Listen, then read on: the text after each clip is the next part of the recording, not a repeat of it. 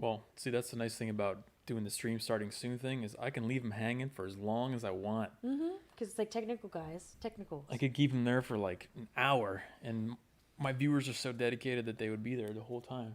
Just be like, oh, where is he? They're so loyal. Come on, They're like, any second now. They're like, you said 7 and it's 7:03. That's like going. It's like going to a concert.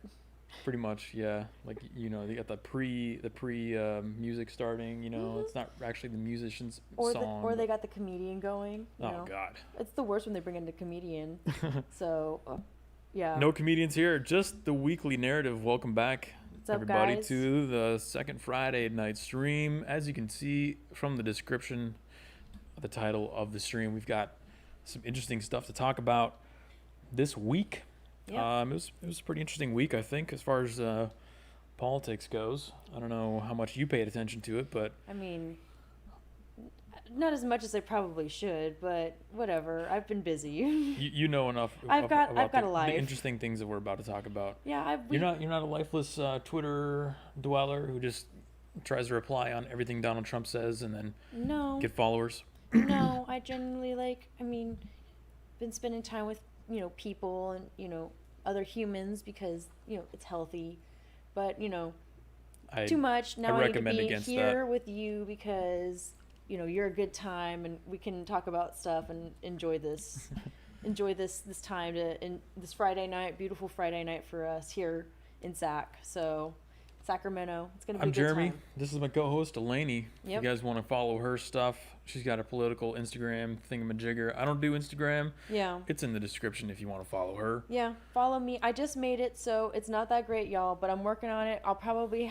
get some content on there for you guys this weekend because I'll actually have a little bit of time to do it. Cause she's a newbie. It's not that I'm a newbie. It's just I've had a personal Instagram for a really long time, and when it's personal, you can post at your leisure, whatever. This is the real deal now, baby. Whereas when it's political and you're trying to make a presence on the social media plane, it's you got to do it all the time. That's nice. You can see the car moving in the background. That's a nice shot. Welcome, everybody. Yeah, welcome. Come on in, fill the arena. Plenty of open seats back there. Section G, 308. I can see some open spots back there. We got the fans in the background. Everyone's come on in. Join us. What's the let's jump right into it. What's off the top of your head? I'm just curious because I want to get a feel for how you keep a tap on your finger on the pulse of what's going on. What's the most interesting or prominent thing that happened for you this week in terms of cultural and political stuff? Well, I mean, culturally, Eddie Van Halen died a few days ago, and that was really sad for me. That is sad. For me personally, because I love music and I'm a musician, and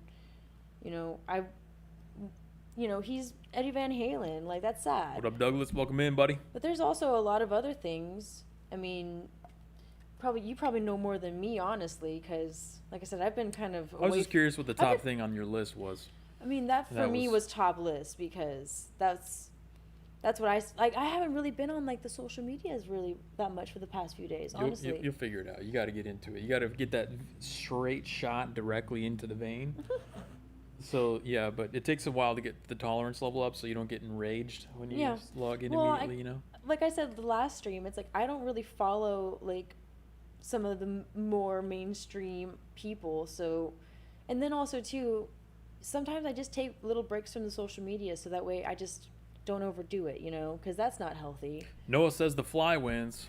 Yeah, the fly. We called it. Right? We totally called it. I said that on the debate night. I was like, the fly won that debate. Really. That's all they talked about. That's all everybody's talking about on social media. And I even, oh my god, it was so bad the other night. I went and I watched The View because I don't ever watch that. And nice, I like it. I watched 10 minutes of it and I had to shut it off because it was just. See, that's what I'm talking about. You gotta get the tolerance. You gotta get the tolerance level. I know, and I tried my hardest, but all I had was 15 minutes in it, and I was like, I'm done. I can't with these crazy. What were they saying? I'll tell you what I saw. It was pretty funny. They were just literally so on The View, the first few minutes of it. It was all of them just saying how they thought Kamala won the debates. Mm-hmm. And because this was the day after the debates. This is the episode that I decided to watch. Because it popped up on my Hulu. So I was like, I'm going to watch this. Mm-hmm. I'm going to watch this and just see what the hell they're saying. The clucking hens. That's what I call them. Because that's what they are. Yep. And all they had to say was how Kamala won and that Pence was just terrible. And I'm just like, okay. So that's really. So the same thing that we were making fun of, like her facial expressions and her smile and stuff. That's what everyone else was saying that they liked. Really? Yeah, like she was smiling through all the lies and interruptions and Yeah. this and that. And I was like, oh.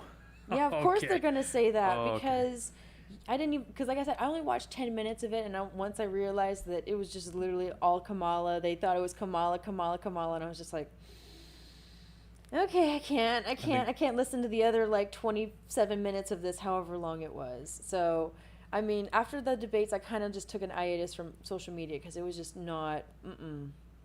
I thought it was hilarious because Except for like the few little times I would log on and just be like, okay, let's see what's up, but otherwise not really just like paying attention to the chitter chatter on both sides anymore because I'm just you tired mentioned of you it. were hanging out with somebody and they were yelling at the TV Oh when they were watching yeah, I was hanging out with some friends the other night and this girl was like yelling at the TV because she was rewatching the debate and I was just like, You got to see the TDS live in action. I got to see the TDS live in action and I was just like, as somebody, I was in a hen house full of other hens like myself, so I just knew my place and I was like, I'm not about to say anything to anybody because I'm not going to get pecked out of. Something special about people who get triggered, I guess is the right word to use for that, just by watching a debate like that. They start yelling at the screen and stuff. It's pretty pathetic, to be honest. It's kind of, I mean I get it, like, but at the same time, like, the VP debate really wasn't that bad. I thought it was just entertaining for me. It wasn't that bad, and that's the thing. It was actually quite interesting to hear them both talk and just. I mean, it wasn't as egregious as the presidential debate. The that's all I'm presidential saying. debate was terrible. So it was. I mean, even for me, as somebody that doesn't mind Trump, I was like, it was terrible, but. It was terrible because, like, I knew it was going to be terrible, so I wasn't, like, that disappointed. Your expectations were properly tempered. My expectations were so properly tempered for that one. It was just like, yep, I know what I'm getting in for in this one, and I know it's going to be bad. I even told you before the stream. I was like, this is going to be so bad, but so good at the same time. It's like a train wreck. You can't just, you just got to watch just for a little bit. Doug says he got suspended from Twitter. What did you get suspended for? Yeah, tell us what you got suspended for. They recently changed up their algorithm to, I believe, I need a fact check on this because I didn't look into it directly, but they're kind of basically toning down kind of the sharing rate and how popular certain topics trend. Oh. Because they don't want things to propagate very quickly as you're getting close to the election. Of course. So they want to censor certain types of voices from. It's kind of censorship. Yeah, well, I think it's happening on both sides, but I think it's happening more on one side over the other. Because I've seen leftists complain about being censored. It's happening on both, and I also just read. So in California, if you live in California, you get this. Maybe it's just the cities, Sacramento at least. People come to your house and they want to do these independent. Like surveys, basically, like the census, but it's for a corporation called the RAND Corporation, and they provide objective data on a lot of different things. So I started looking into it because I was like, "Who is this? Why are you coming to my door 4 times? I'm not going to do this." I went and looked up the corporation, and sure enough, the first article on their site was about interference in the election, and it was data. They actually had some pretty good data on there, but they were looking at it and they had it laid out. You could see all the campaigns that was going on the left, like anti-Trump stuff, anti-Supreme Court justice stuff, all the stuff that was going on the right, anti-Hillary Clinton stuff. It's going on both sides. Yeah, it's going on both sides, but I mean, I follow mostly like the conservative leaning sides, but I'm seeing the censorship happen way more on this side than I am seeing it on the left. That's just me as somebody that's more on the right than I am on the left. I do follow some people who are on the left, and like I see their stuff get censored sometimes, but it's mostly happening like they're shutting down conservative accounts completely, just completely, like banning them off Twitter. Like, I forget who mentioned that. Doug, I think it was Douglas. Completely and it's like these are people who are like gay Trump supporters or They like went through a round black Trump supporters. They're getting banned from Twitter too. They went through a round of bannings when the coronavirus started happening. Yeah. Because people were sharing misinformation on that. But yeah, they're locking down on it for sure. But you also have to consider that Republicans, as far as I can tell from the data, they completely dominate Facebook. Oh yeah, I Like don't know what it is about Facebook. all the top shared posts. What's all the boomers?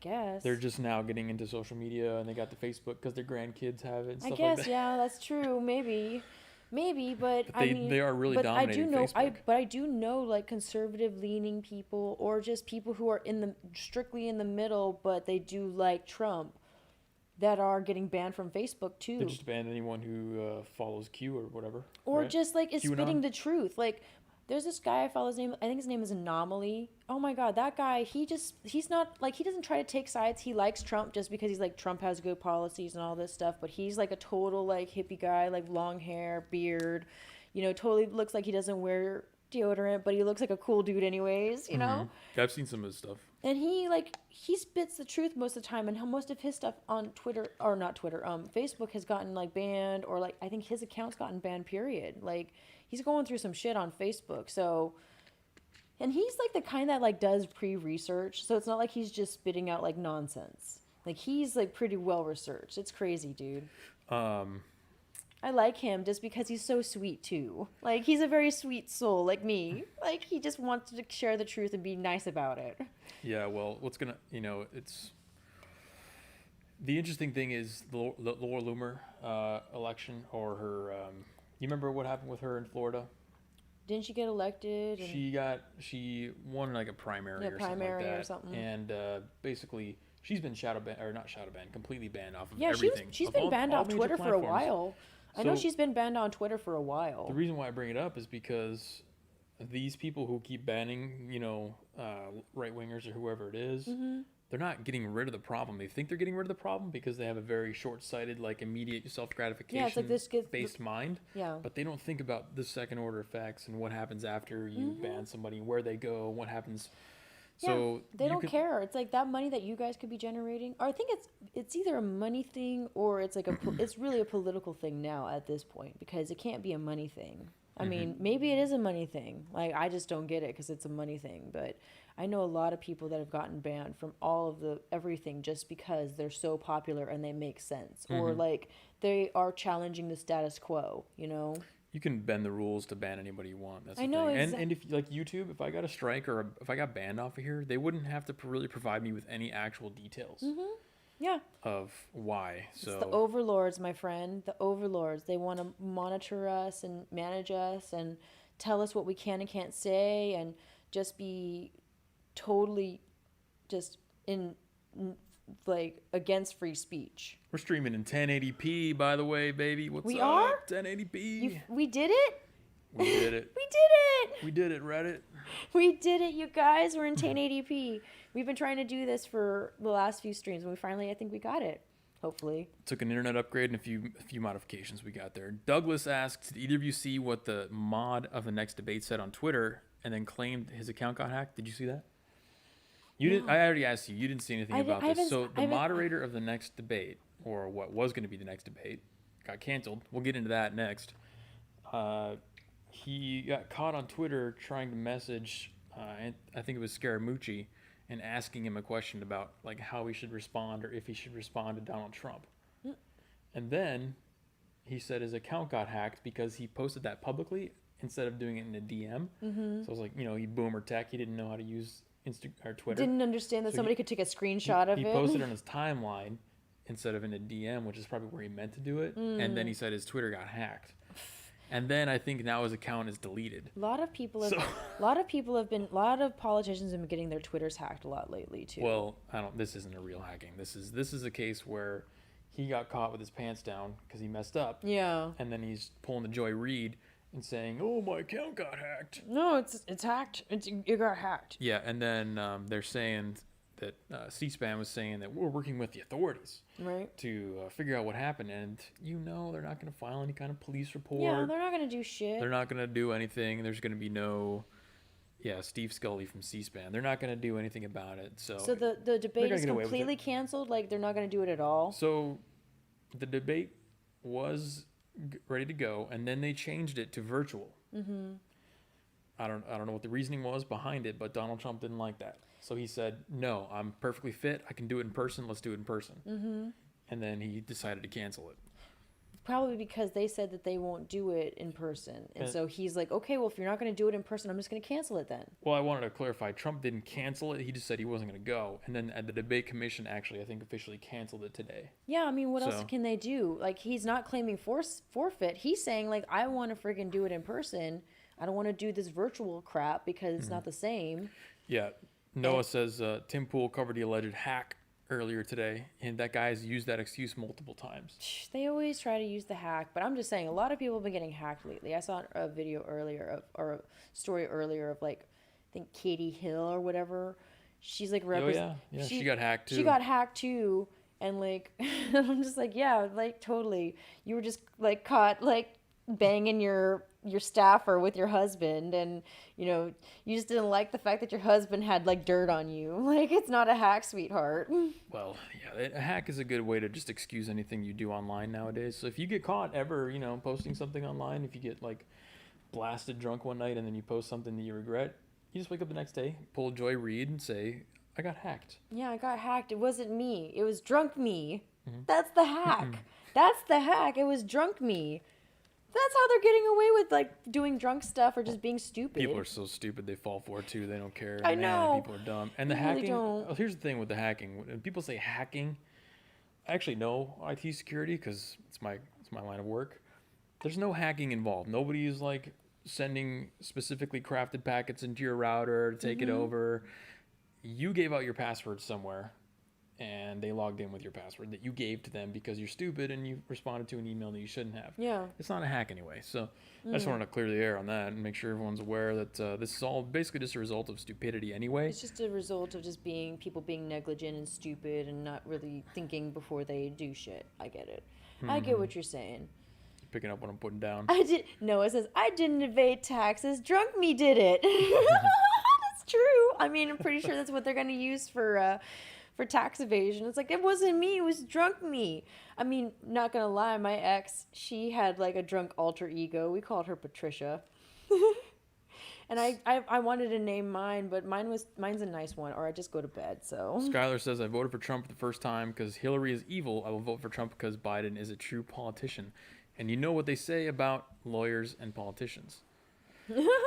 Well, I keep telling Delaney, it's like what I would like to see what presidential elections is everybody gets mailed a resume. The both of the main candidates get to create a resume of their accomplishments. Yeah. And then they send that out to everybody. Like, you get to look at it like a comparison sheet. This is what I've done. Okay, here's a column for Donald Trump. Here's a column for Biden. And show me everything you've done. And show how much time he's been in there. Biden's been in there for 47 years. He's done what? I mean, if you know something positive that's like helped Americans like in a great way without like costing other Americans something else that Biden has done and been behind, please send it to me because I would like to look into it. But like, there's a lot of things that Trump has done that I can name that like hasn't cost Americans much. It's gained them much more. So that's why I like look at the Trump side and I'm like, okay, I'll do it. I even told my Uber driver over here today, I was like, because I could tell that he's kind of like, in the center. So he's like, I don't mind Trump either. That's like literally in the middle of our conversation. I was like, cool, this is going to be a good time.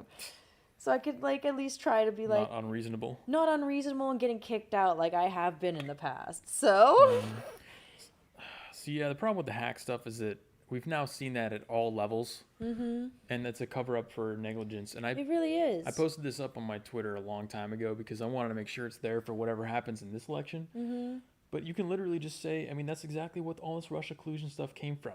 It's just people. The whole Russia collusion stuff said the DNC servers got hacked, which again was not actually a hack. The only evidence we have is that Podesta gave out his password, which was incredibly insecure, but he gave it out. Well, I but mean, there have was you seen no, the guy? but there was no, usually anytime somebody gets hacked, there's a full report of what happened, how it happened, all the details and everything that you could release to the people to say, here, look what happened. This is exactly what happened. Nothing like that ever got released. No, never. CrowdStrike, the company that responded to it, the consulting company that covered them, basically covered everything up. They didn't release any information to this day. So they can get away with basically a coup level event by just claiming hack and not providing any evidence at all. That's what's been going on with all of this stuff. It's just, it's so, and I mean, I also think about like what was so bad that was on his laptop that they're just like not willing to tell us what was on there. That's where my mind goes, because I think like for me it's like if they're not willing to like tell us like what happened, how it happened, what people have seen, what people have been exposed to, it must be really bad if they're like not making it like super public to where it's easy to find. Well, if you follow the Flynn and stuff that's been going on lately, there's been a lot of new data released on that in the investigation and how the whole coup started originally. There's entire like fleets of staff members who were smashing their phones. Like dozens of people who were smashing their phones. Wonder why. Coincidentally, they were all just smashing their phones, and yeah, so it's like that's gonna hide. That's the level of stuff that you can get away with. Like that's gonna hide like the digital imprint or the data imprint that you like left behind. Like smashing your phone is gonna do that. Like I'm sorry. Well, it'll whatever is on the phone itself is definitely gone. But it's to your point. It's like, you know, they just anything they can do to cover it up. Well, even if you smash the phone, like don't the phones all have like a memory card? So even if like on a forensic level, if they needed to like figure out what was on the phone. That's what it was. Yeah, that's what it was. They wiped their phones. A ton of them wiped their phones because they all forgot their password. Oh. And they just all like a bunch of them had to like wipe their phones all at the same time. You can imagine getting that email. It's like, all right, guys, well, we all got to forget our passwords now. So you know what that means. Wink, wink. Wink, wink. So my shirt, Matthew says, former fetus. Well, what? Okay, you're factually correct. Yeah, exactly. That's why I love this shirt. It's actually like a pro-life shirt from a pro-life organization. So I fucking love this shirt. And it's true. I am. We're all former fetuses. We all are. So that's why I love wearing it, because it makes people fucking think. What about, so if you wore that shirt into, any number of businesses here in Sacramento, oh no, you may, based on your response and how people respond to you, get labeled as, a conservative, obviously, but potentially a white supremacist. Yeah, maybe. And a racist. Probably. And do you know what's going to happen if a business, calls you out on that? Or they might get, they'll probably get praised. You could go there and claim that they're racist on Yelp now.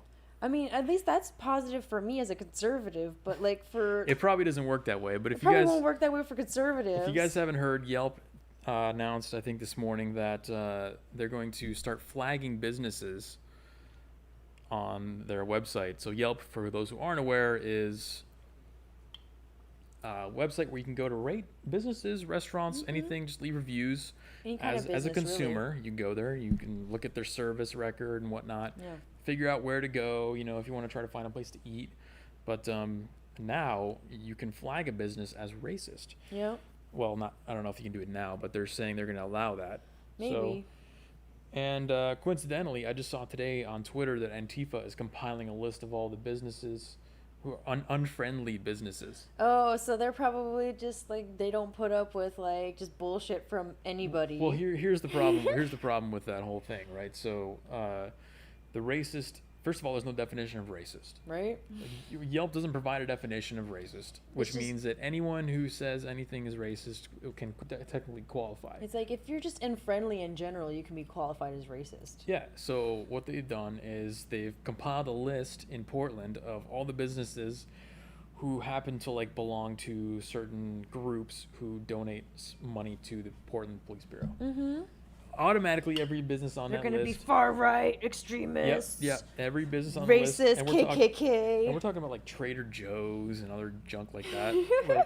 like businesses that don't really care at all. Right. But because they have this arbitrary association with racism through donating money to the Portland Police Bureau, that's going to be good enough for Yelp to say, oh yeah, let's Portland Police Bureau freaking needs it, especially right now, man. Oh my goodness. Well, don't tell that to Antifa. I wonder if Antifa has Yelp profile. They might, Noah. They certainly might. They definitely have Twitter accounts, and they have all kinds of networks of ways to communicate with each other. So yeah, no, they're doxing people left and right on Twitter and I'm sure on Facebook as well. Facebook, Instagram, everywhere. They're everywhere. Somehow, magically, they remain on the platforms despite breaking all kinds of rules. Yeah, but the minute like you say anything mean to them, they get you banned. It's fascinating, but this just goes to show you right there that you've got this tech. I don't even know what you would call it. A tech, ideological tech monopoly, right? So if you don't believe a certain way, then you're not going to have a great time on technology, whether it be social media. If you have a business, you're not going to get reviews and you're not going to get patrons because your business is going to be marked as racist. Oh, it's for sure a monopoly. Like I call it like the tech monopoly. It really is. Here's what's funny though. I was thinking about this, and if their theory is true, and I want to see if chat agrees with me on this. If their theory is true that America is all a bunch of white supremacists and racists and stuff, then wouldn't marking a business racist just give it more business? Right?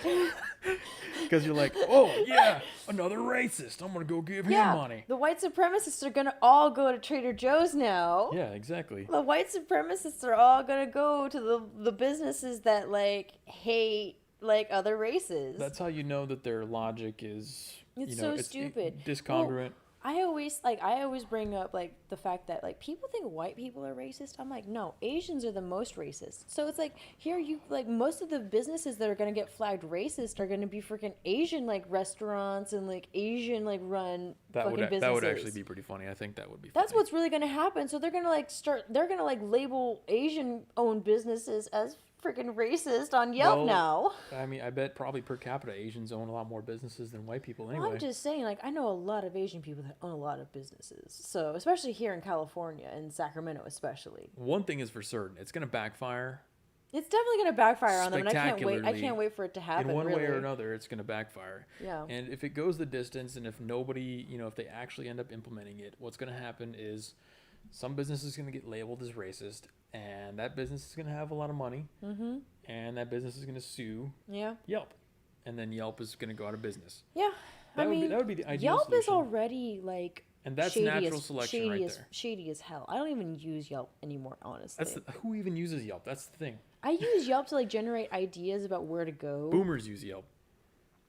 I honestly just go to Google nowadays. But I mean, this is natural selection in action. So here's what happens, right? The social justice retards graduate from college, and they go into these businesses. They don't have any legitimate positions. They're not programming. They're not coding. They're not doing customer service. Whatever it is, they're HR and stuff.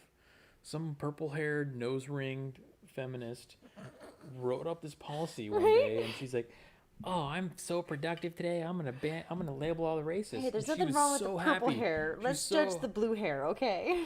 Purple, whatever your blue. color. Let's say blue. Whatever your color is, they were unnatural color. So happy to implement this policy, and then they're going to implement it. And if the upper level management leadership thinks, lets it scoot by and they don't do anything about it, it goes through. The business is going to get sued, and it's going to go under because these terrible ideas literally kill the business like an infection. It's a social justice infection in the business. Noah says Asians might be more racist per capita. I say this all the damn time, and then I get called racist because I call out the Asians. It's bullshit, bro. Brian, message me, bro. There's a protest next weekend. We want to see if you want to come along. You're here in Sac. Yeah. And is Brian in Sac? Brian is not from Sac, but he's helped me out on some videos previously. So. Okay, yeah, like come on, Brian, like help us out. Text me. Yeah. I wanted to text you, but your number was not working. Yeah. We have a crazy communication issues for some reason. What? Would you like just type in his name wrong or his number wrong? No, I've had too many different phones and numbers. Oh. What are they going to demand of Trader Joe's? Demand they rename the store to Trader Jose's? You know what's funny is remember they actually did try to like go after Trader Joe's for their racist names, but Trader Joe's was like, screw you, we don't even care. We don't even care. Like, Trader Joe's is the last business that I would think would actually do that too, because I know, they right? seem like they're so nice. They seem like that bohemian social justice-y type of store. Everybody that works there is always so nice and friendly, and like you could tell that they're getting paid good. That's why Trader Joe's is like standing up to them and going like, fuck you guys. You guys are still gonna shop at our fucking stores even after this. We got a good system here, so we don't care about what you have to say about Trader Jose's and all the other. Yeah, well, not even that. So you want to know what it was with Trader Joe's? What it was they didn't like the fact that Trader Joe's would do like you know, orange chicken stuff and like all that shit, and but not Yeah. like and just have like Asian style. It was literally the names Like, on the it stuff. was just the names on the stuff, and it wasn't like they changed the names. It was just like, you know, they would still use Joe's, and they just didn't like that. That's really what it was. It was like they kept the name Joe in the name, and they just didn't like that. Translated Joe to like the Mexican version of Yeah, the and Spanish version of well, Joe. not even that. It's Jose. just like not even that. It's just Joe in general. They would just keep it as Joe, and I think that's just where they just didn't like it. And I love the fact that Trader Joe's stood up to them and were like, "Fuck you." Well, good for Trader Joe's, and I think it's great for these businesses. But this whole Yelp thing and all this, you know, smashing up businesses and rioting and all this kind of stuff, it's really think about what this is going to be long term, the effects on each of these cities. Yeah. So I don't know if it's related, but Boeing just moved or decided to move out of Seattle. So it's probably related to the tax situation. Oh, yeah. They threatened moving out a long time ago. Oh, yeah, But they've it been goes threatening to along move with the out for a long trend, time. a trend of I think Microsoft just ended the lease on like a 90,000 square foot office in Seattle. Mm-hmm. All these businesses are leaving Seattle. Think of the smaller businesses too who don't even have that capital to stay Of there. course. Yeah. What's going to be left in these cities in like 2 or 3 years if you let this stuff keep happening? There's going to be nothing There's left. going to be nothing left. Trader- It's just going to be Chad everywhere in Seattle. That's what they want. Chaz, you mean? Well, so it was Chaz, and then there was Chop. Sorry. Chop. Chop. It's like Chad. Who's Chad? Sorry. There's so no Chads there- in Seattle. I mean, there probably is Chads in Seattle. I mean, I know Not anymore. I know a few Chads in Sacramento, at least. They're all going to be gone. These places are going to wither away. There's gonna be like it's gonna be Chaz or Chop or whatever the hell is up in Seattle. this It's is- gonna be all of This is Seattle. why I say just let them have what they want. Give them a section of land or some city or town that we don't want, and just let them burn to the ground and let us get it all on video so we can show, hey, look, your stupid ideas don't work. That way we can have Because proof. they're going to do it anyway. Yeah, they're gonna do it They're anyways. just doing it slower. They're doing it slower. They're taking up like little areas at a time, and then It's thinking it's gonna work, and It's then literally like cancer. You latch on to existing organs or cells and you suck the nutrients out of them. All the businesses leave, the economy shrivels up, and then you're left with a dead city. oh my god, you're so right though. That's all it is. That's so right. So why don't we just, take the cancer and put it in like the left kidney or something we don't need and let it metastasize and blow the kidney up and then just cut it out and be like, all right, look, we all know your stuff doesn't work anymore. You tried the Chaz. We gave you the city. You blew that apart in 3 weeks. Yeah. This is BS. You guys claimed that it was anti-capitalist, but y'all would leave Chaz, Chop, whatever the hell you call it, to go buy supplies and then come back and then give it to people. So it's not exactly anti-capitalist. But that's the thing. Like all cancers, if you don't take care of it, it's just going to spread. So, San Francisco had the great exodus. And that's kind of how like Seattle and Portland got their numbers buffered because they moved from San Francisco because of living costs. Different variables involved, but still same concept. They move out of a city, they infect other cities, and then they'd start to wither away. Yeah. Now, the argument that people will say is, it's like I talk to people and I say, dude, Portland's screwed. And they're like, no, Portland's cool, man. Portland's great. And No, they're like, Portland's not okay, you guys. do you know the mayor that's leading in the polls right now in Portland likes to wear skirts with like Mao and Che Guevara on it. There's people that have to actually decide to vote for her. So it's not just like one isolated thing. It's a culmination of like many different things that have been happening. It's a systematic, long-term. And it's not just like within infection. 2020. I've actually been looking into like stuff about Portland since like honestly since Trump got elected. Portland has just become, I mean, it's honestly been becoming a hellhole for honestly the last couple decades, but it's become a hellhole over the last especially for the last 4 years. And like when people go to visit Portland, I'm just like, why would you go there? Like there's so many better spots in Oregon that you could go to. Why would you go there of all friggin' places? Yeah, well, Brian brings up a good point. He said quite a while back that America is racist and the rest of the world is dying to live here. Are you kidding me? Seattle is like that weird? super friggin' racist. Like most of the Antifa that up there are a weird? bunch of friggin' white people, and they're like over there like fighting for black people, and I'm just like, you're okay, good for you. It's true. No, Good for you. That's all I can say. mysteriously everyone wants to move here even though we're so racist. I know, that's what I say too. I'm like, if we're so racist, then why are people like literally like risking life and limb and body to come here illegally? Like if they're like, if it's so racist and terrible, why are they doing that? Well, we know why that is. Because we're not actually racist, and life is so easy here that they just need something to complain about, and that's really all it is. So racism is a natural thing for them to go to. But they don't have that perspective on the world anymore. Yeah, well, most of these people have never really traveled outside of the United States. So that's what I was going to suggest. I was like, we should ship people to like Mexico or something for a couple weeks. Yeah, well, let's see what they think I about feel like that would help. Having the bodies hang from overpasses. I've said this for a while. I'm like, we need to trade, like, we need to do a trade with, like, some of these communist countries that, like, want to, like, get rid of their, like, anti-communist people. Like a citizen exchange program? Like a citizen exchange program. Like, we'll trade our communists, the people that are living in our country and that are miserable under our country, that are total communists, that want to be in a communist regime, want to, like, be under, like, totalitarian government. Like, we'll trade our communists for your anti-communists that don't want anything to do with your communism. And they'd be happy, though, right? We'll just switch. Like, we'll bring them here and send them there. And... like, let the communists from America just, like, go to a communist, like, a real communist country. Send them to China, and we'll take the Hong Kong protesters. We'll take the Hong Kong protesters. They were waving the American flag and Trump stuff. Or, like, send them to Cuba, because that's not too far. So that way they can at least go through they can at least go through, like, what Cuban Americans have gone through to, like, freaking, like, thrive in this country, because Cubans have been doing really good in this country, but unfortunately some of them have been trying to bring communism into the freaking States, and it's like, it's not gonna work, yo. Sorry, like, why did you flee your country if you're just gonna bring communism here? Like, it's not a thing. Douglas brings up a good point. He says that Ted Wheeler's not only the mayor of Portland, but he's also the police commissioner. Yeah, I've heard about that. And that's the problem, in a nutshell, with all of these conflicts and riots that we see. I mean, it's been, what, like 130 days, 140 days of rioting.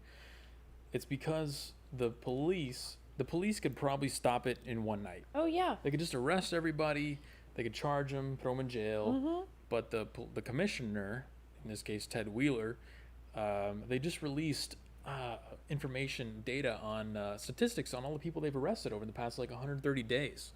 And a lot of them got released, and with no charges. The charges were dropped. Yeah. And that's all because of, the police commissioner and basically the orders that he gives to tell them to stand down. Basically. And, like, don't do anything unless stand around and let them throw stuff at you, let them burn stuff down. Like, if you look at the footage from LA, they were rioting a couple days ago. You can literally see the police in the background just watching these kids and these idiots just smashing windows and stuff. Yeah. It's like, dude, what? Because the LA mayor or whoever the police commissioner is, whoever's making the decisions there, just telling them, like, unless they attack you or you see them attack anybody else, you're like, don't pounce. No, they don't even do it if you attack anybody. Really?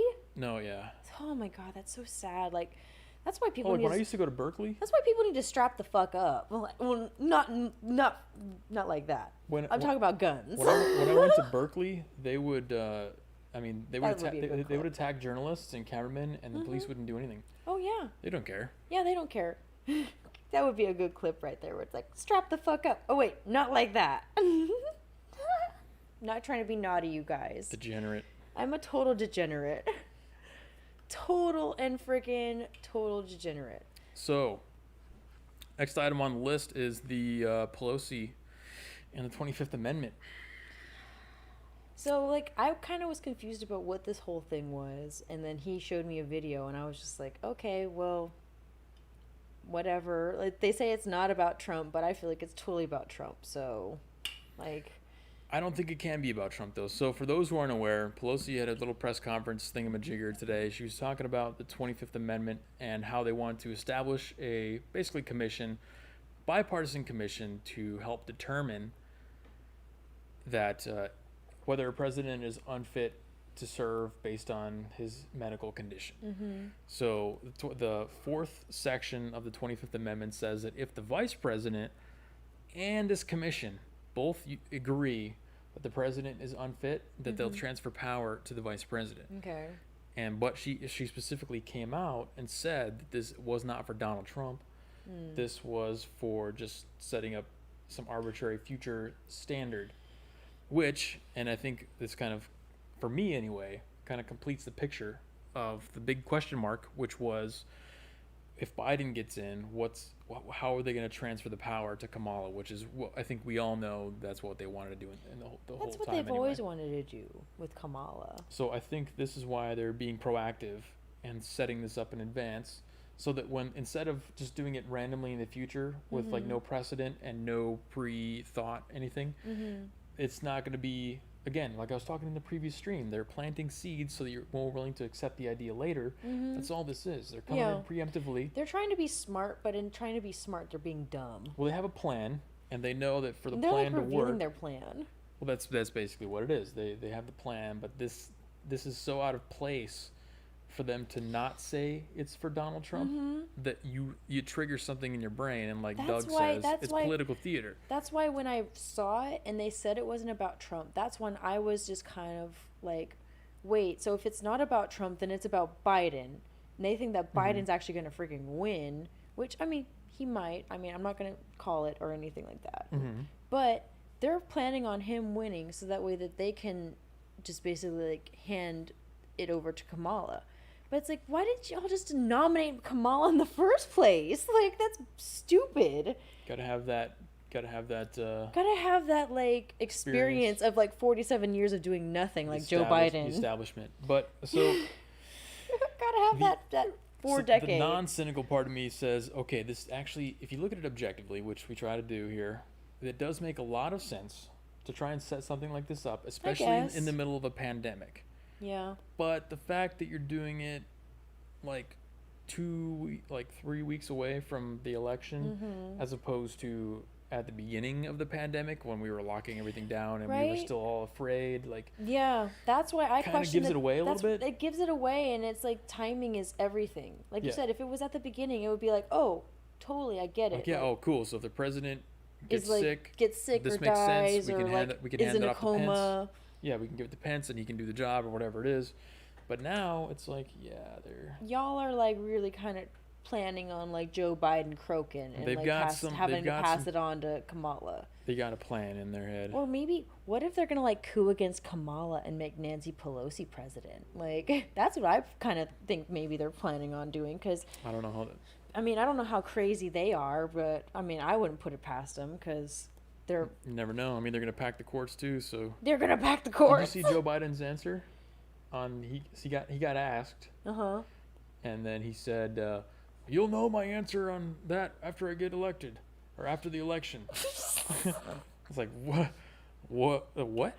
That's only if like Trump doesn't pack the court before, but I mean, it's probably not going to happen. Honestly, that's a yes answer basically. You know what I mean? That's saying that I'm not going to tell you until after the election. Yeah, but I'm going to do it. Because if your answer was no, then you would just say no. Yeah, you'd be like, hell no. Like, no, it's fine. Because some people are actually worried about that. Yeah, that's the thing. Nobody saw his answer because they weren't going to share that out there. Yeah, Douglas, you're right.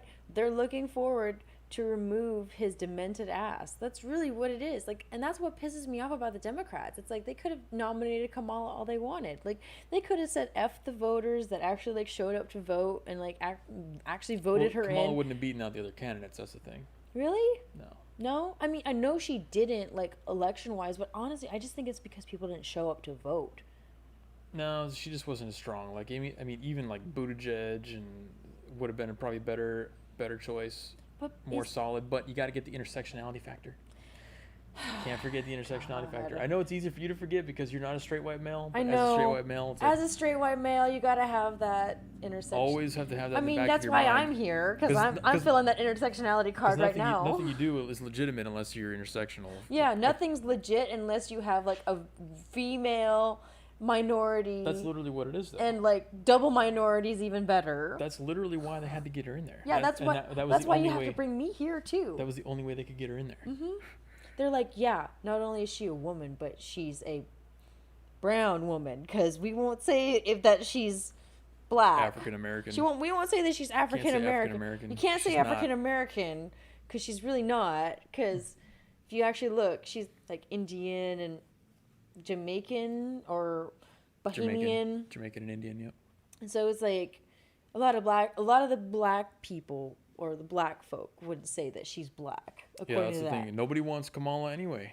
That's why. That's why I don't want her either. That's why she didn't get nominated. Well, and that's why I was telling my Uber driver earlier. It's like if they had nominated like a decent woman, like it doesn't matter for me about sex. It's like about your ideas, about your policies, and it's like I don't care if you're a woman or colored or whatever. It's about your ideas and your policies, and the women just suck. Like honestly, a lot of the female politicians are just lame. Like they're just terrible. Yeah. They're all just terrible all around because, you know, it's disappointing. Yeah, and apparently her ancestors were slave owners too. Yeah, I heard about that too. That her like great grandpa or grandparents like owned slaves in Jamaica or Bahama or wherever they came from. We're not going to dig that up though because, you know, she's on our team, so we're not going to look into anything bad and try to be objective and balanced about the situation. We're just going to We heard some rumors. We're just going to let those slide. We're just going to let those slide. And also, too, you know, that when she was a district attorney of California, that she locked up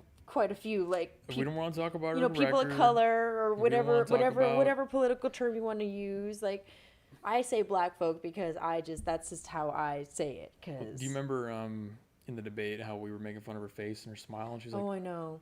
Right? She would just smile, and they were, like, all proud of her for doing that. I saw a meme that said...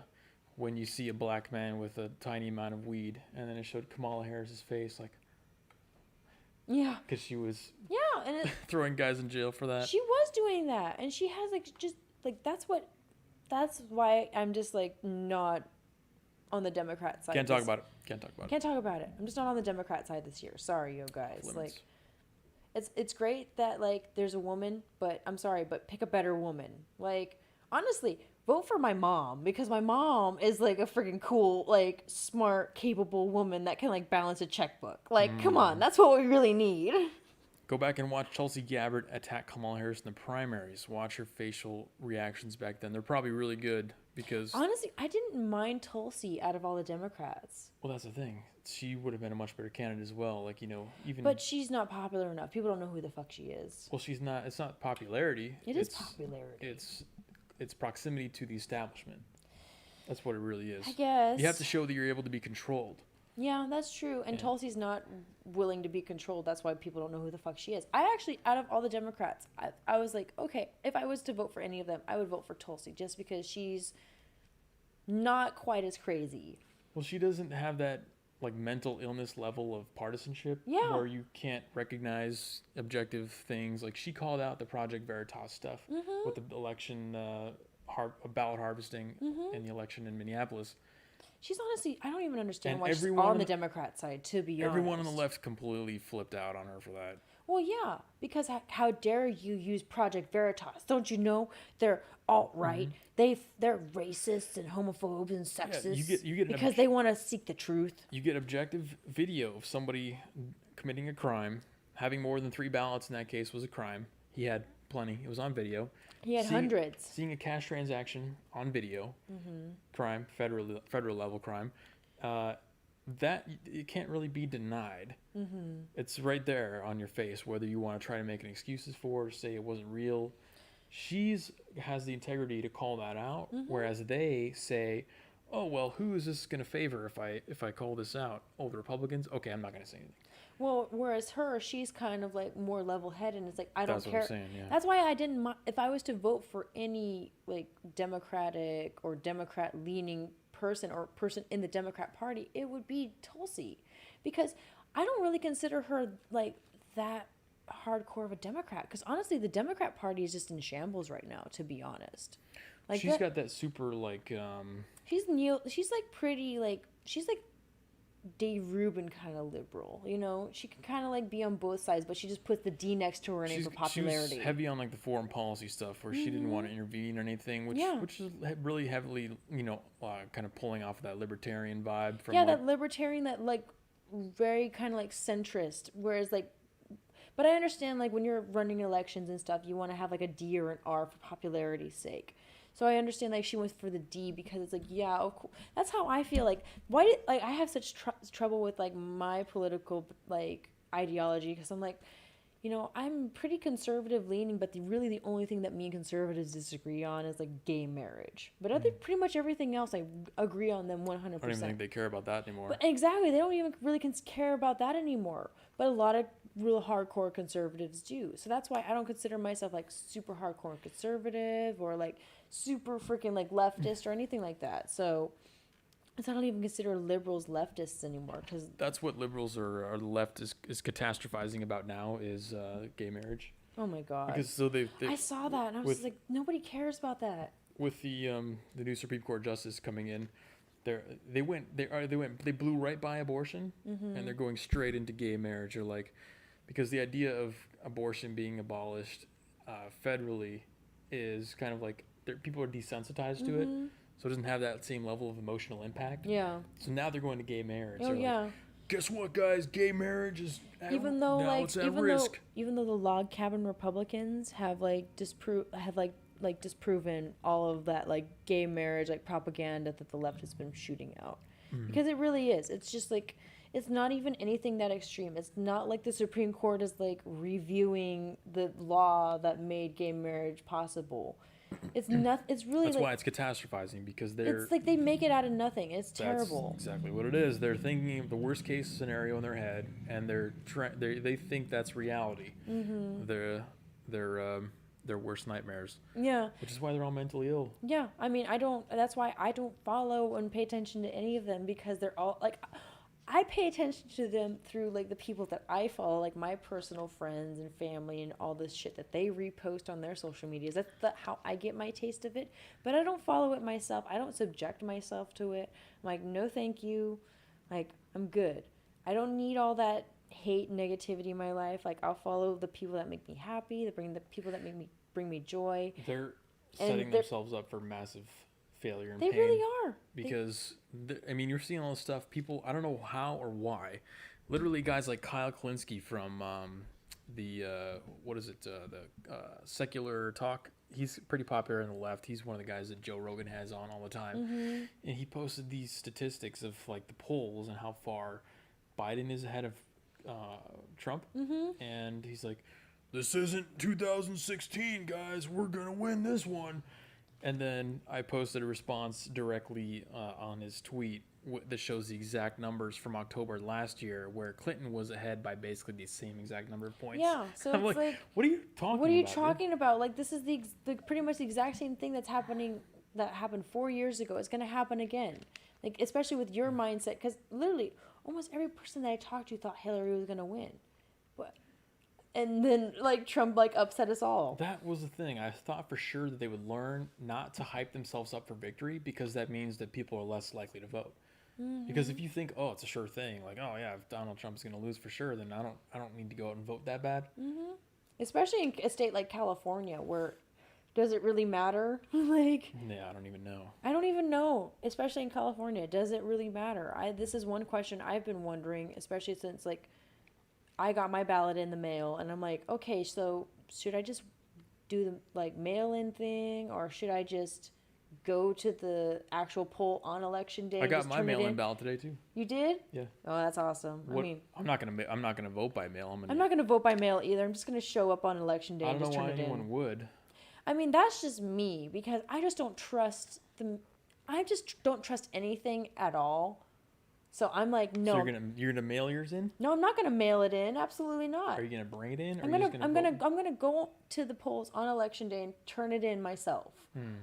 Because you can do that. That's what I did last time.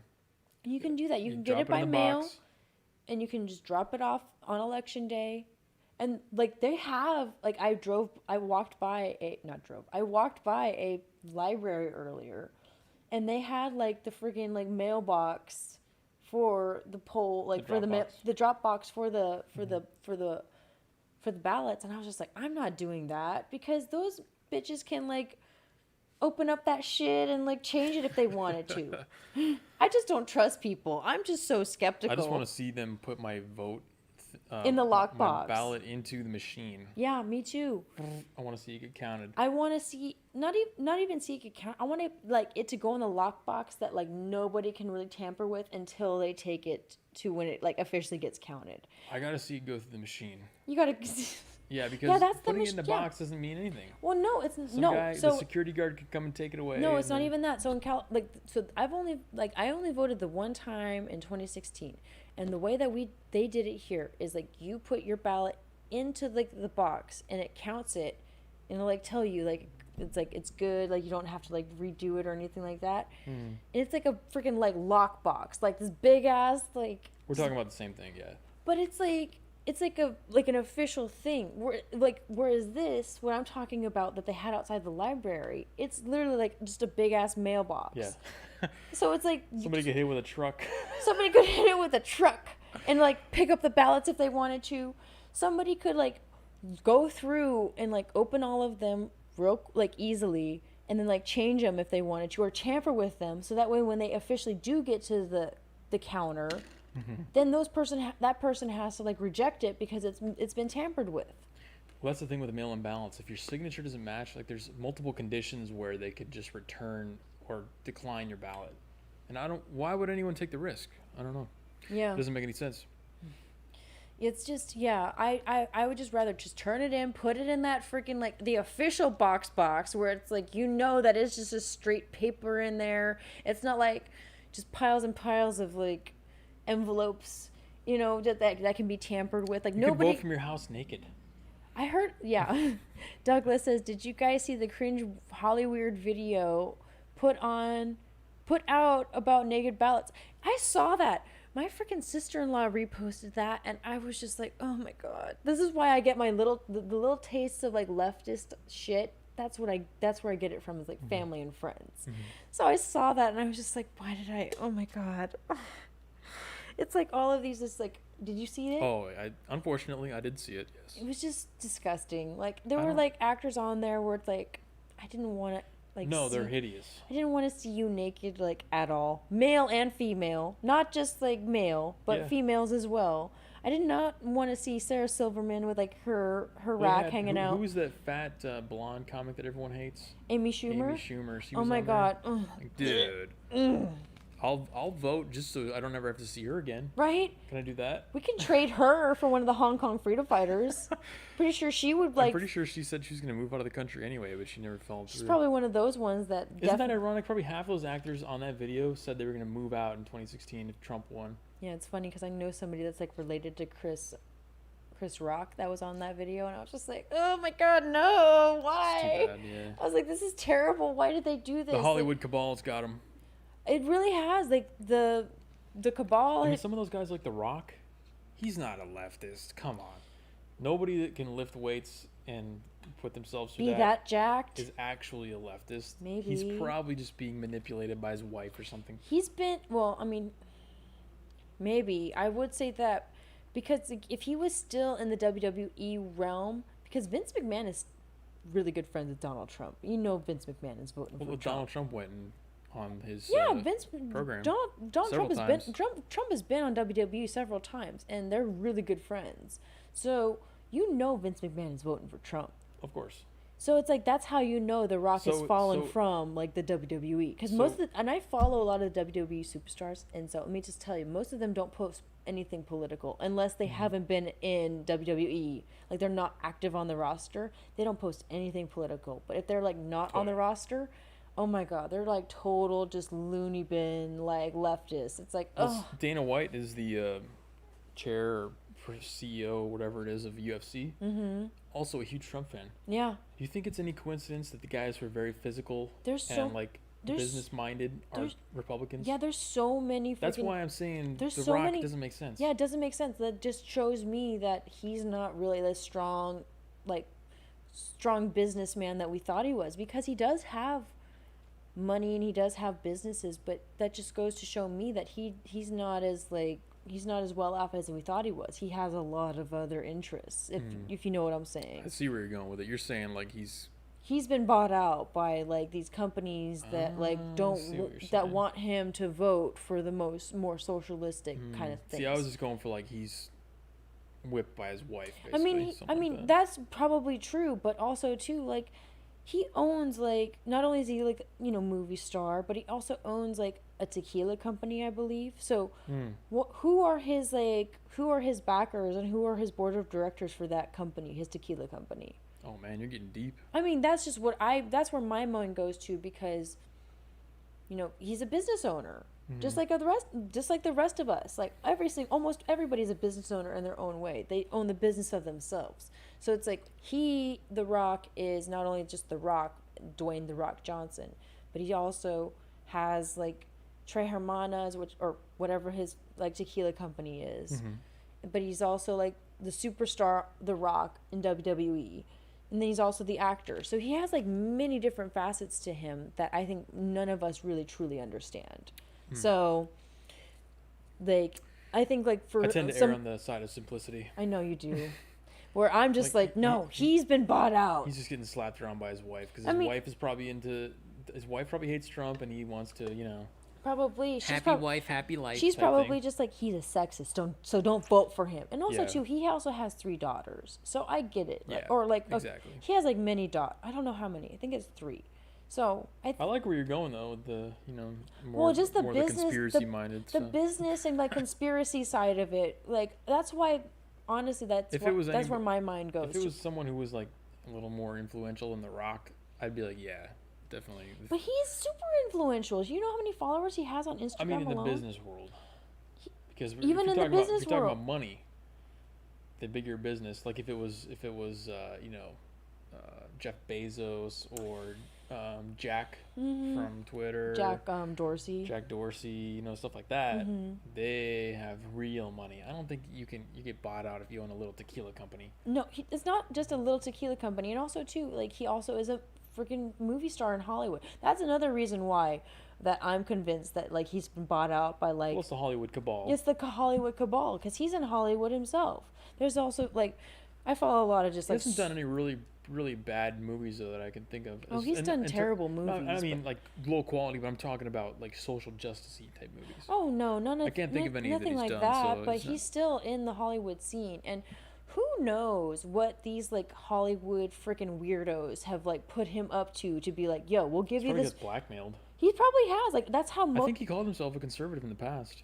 I mean, like I said, most of the WWE superstars that I know that are currently on the roster, that have been on the roster for a while, they don't post about politics because they're conservative. Because they're conservative, exactly. Like most of them are honestly like regular ass people that love to hunt and shoot guns and like since he's an actor and since he's in a lot of movies, I'm gonna go with he's got blackmail. He's got blackmail, so something like that. He's probably like diddled kids and they got it on footage or something. Like I'm just saying, like I'm not gonna like spew out facts or anything like that, but I'm just saying, like I mean, if you hang out with The Rock and you're in those parties and you're at the casting calls, you're definitely shaking hands with guys that diddle kids.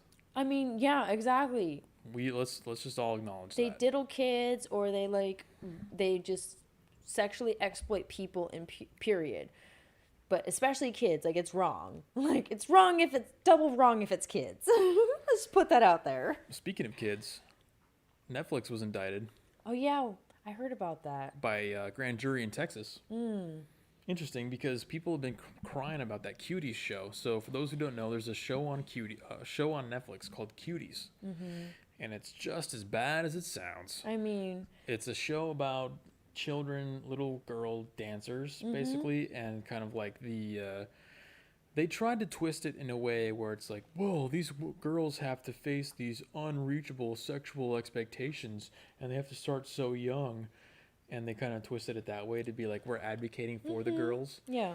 But there's a lot of very, I mean, I didn't see it. I haven't watched it either. I don't have Netflix because I choose not to have Netflix. I do have Netflix, but I just don't watch it, honestly, because most of the crap that they have on there is just crap. This documentary came out. It has lots of kids in compromised positions, underage girls doing stuff that's, They're dancing really, like, from what I've seen. I haven't watched it myself, but I've seen, like, trailers. You don't need to see the whole thing to see the questionable content that I think they're bringing into. So let me just say, I grew up in like doing dance and art and stuff like that. So I get where like that this side of people are saying like they're exploiting the girls, because honestly, like as a kid I kind of felt exploited a little bit, but not like it's not like my mom was making money. My mom was spending more money than anything to make sure I danced. But these girls are like making a butt ton of money, like up there dancing like hoochie mamas and like shaking their booties and like. Are they making money? Yes. I didn't know that. If you go to competitions and stuff like that and you're really good and you can win like buku bucks. So that's why like I kind of get where like they're coming from, because when I did dance, I wasn't like making any money. I would do it because I liked it, and like we weren't doing like super sexy moves. It was like technical stuff. So it was like I did like ballet and like you know hip hop, like but like good hip hop, not like gross filthy hip hop. Yeah.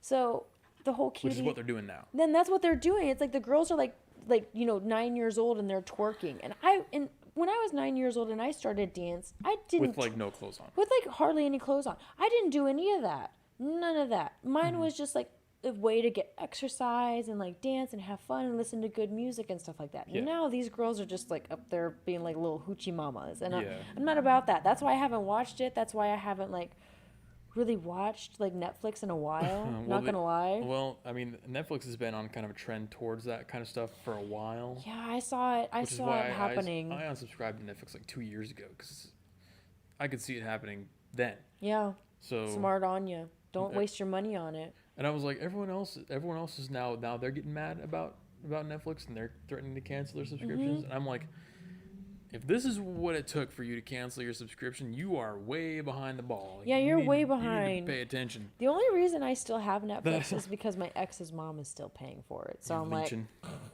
I'm not paying for it, but I don't even really watch it, not gonna lie, because of that.